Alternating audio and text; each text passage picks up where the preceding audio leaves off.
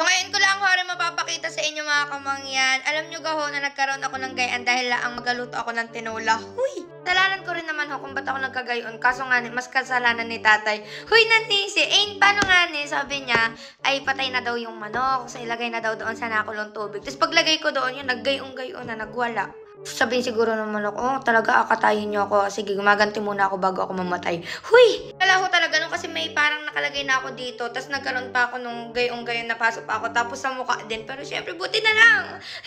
So, ayan. Ngayon, ayan, pusyaw-pusyaw na siya. Ito na lang ang natitira. Pero hindi na rin sobrang halata. Pero ito, halos mawala-wala na. Sabi pa nun, ipa-laser daw para daw matagtag. Pero syempre, nagatipid tayo. Wala tayong budget. Yung budget natin pampakasal.